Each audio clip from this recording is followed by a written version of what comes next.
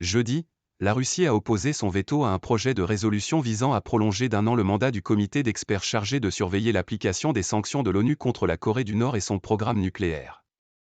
La Russie a imposé jeudi 28 mars la dissolution du système de surveillance des sanctions de l'ONU contre la Corée du Nord et son programme nucléaire, un coup de force fustigé par les États-Unis et ses alliés dénonçant la protection mutuelle entre les deux pays.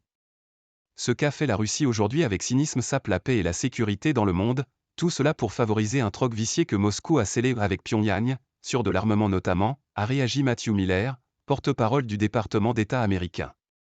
De son côté, Séoul a qualifié de décision irresponsable le veto de la Russie, via un communiqué du ministère sud-coréen des Affaires étrangères. La Chine a quant à elle dit s'opposer aux sanctions imposées aveuglément à la Corée du Nord par l'ONU. Comité d'experts pris pour cible. La Corée du Nord est soumise depuis 2006 à des sanctions du Conseil de sécurité de l'ONU liées à son programme nucléaire, renforcé plusieurs fois en 2016 et 2017. Mais depuis 2019, la Russie et la Chine, mettant notamment en avant la situation humanitaire de la population nord-coréenne, réclament l'allègement de ces sanctions, qui n'ont pas de date de fin.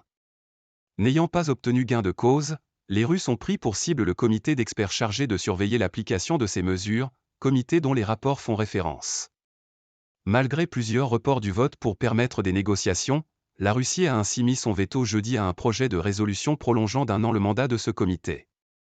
Le texte a recueilli 13 voix pour, la Chine s'étant abstenue. L'ambassadeur russe Vassili Nebenzia a justifié ce veto en estimant que, dans les conditions actuelles, le comité n'a plus lieu d'être, se concentrant sur des questions sans intérêt pas à la mesure des problèmes auxquels fait face la péninsule. Il avait à la place proposé au Conseil une réévaluation du régime des sanctions. S'il y avait un accord pour un renouvellement annuel des sanctions, le mandat du comité d'experts aurait un sens, a-t-il expliqué. Une proposition soutenue par la Chine. Les sanctions de l'ONU contre Pyongyang n'ont pas amélioré la sécurité régionale, a de plus assuré vendredi la diplomatie russe. Pendant de longues années, les mesures de restriction internationales n'ont pas aidé à améliorer la situation sécuritaire dans la région. Au contraire, en l'absence de mécanismes permettant de réviser et alléger ces sanctions, cet instrument est un obstacle majeur au renforcement de la confiance et au maintien d'un dialogue politique, a affirmé vendredi le ministère russe des Affaires étrangères dans un communiqué. Admission de culpabilité.